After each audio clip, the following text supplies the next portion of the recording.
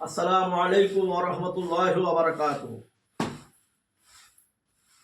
আপনারা সবাই অবগত আছেন, আপনারা জানেন যে আগামীকাল কলিকাতা শান্তিপূর্ণ ধর্ণা মঞ্চ থেকে ৯৬ জন নেতাকর্মীকে এই মমতার পুলিশ গ্রেফতার করেছে। আপনারা জানেন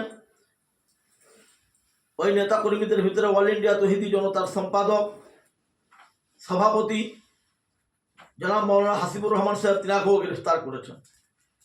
ওই ধর্ণা মঞ্চ থেকে গ্রেফতার করেছে অল ইন্ডিয়া তৌহিদি জনতার সম্পাদক মফিদুল ইসলাম সাহেবকে।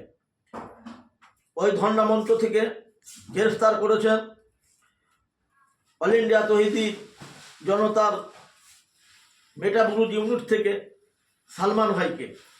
ওই ধর্ণা মঞ্চ থেকে গ্রেফতার করেছেন নওশাদ সিদ্দিকীকে। ওই ধর্ণা মঞ্চ থেকে গ্রেফতার করেছে জনাব মৌলানা কামরুজ্জামান সাহেবকে। আরও অনেকে বিভিন্ন সংগঠনের 20টি সংগঠনের নেতাকর্মীদেরকে গ্রেফতার করেছে। এখনো পর্যন্ত তাদেরকে ছাড়া হয় না। আগামীকাল আমরা যদি 10টার পরে ওই সমস্ত নেতাকর্মীকে যদি নিঃশর্তভাবে মুক্তি দেওয়া হয়, তাহলে আমরা দুপুরের পর থেকে অল ইন্ডিয়া তৌহিদি জনতার পক্ষ থেকে বড় ধরনের আমরা আন্দোলনে নামবো ইনশাআল্লাহ। তাই সমস্ত মুসলমান ভাইদেরকে আপনারা ঘরে না ঘুমিয়ে থেকে আজকের আমরা আমাদের জায়গা, আমার আল্লাহর সম্পত্তি, ওয়াকফ সম্পত্তি নিয়ে আমরা যদি আন্দোলন করি, তাহলে শাসক দল তৃণমূলের গায়ে কেন লাগবে? অর্থাৎ এই তৃণমূল, এই টিএমসি, এই মমতা, এরাই হলো সবচাইতে বিজেপির বড় দালাল। অর্থাৎ বিজেপি যখন কোনো আন্দোলন করে তখন কোনো প্রতিবাদ নাই, কোনো বাধা নাই। বিজেপি আন্দোলন যদি কলকাতায় করতে পারে, আমরা মুসলিম সংগঠন মিলিয়ে আইএসএফ থেকে শুরু করে নিয়ে সমস্ত সংগঠন মিলিয়ে আমরা ওয়াকফ নিয়ে কেন আন্দোলন করতে পারবো না এই কলকাতায়? এই মমতা বলেছিল যদি আন্দোলন করতে হয় দিল্লি যেয়ে করো, না হলে আমার চাইতে বড় শত্রু আর কেউ হবে না। গতকাল এই মুখ্যমন্ত্রী মমতা ব্যানার্জি সে প্রমাণ করিয়ে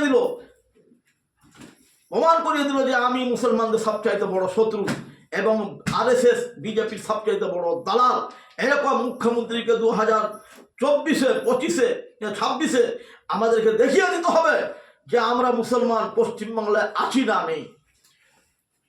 মসজিদের সম্পত্তি, মাদ্রাসা সম্পত্তি, ঈদগাহ সম্পত্তি, লয়নছুলি, কবরস্থানের সম্পত্তি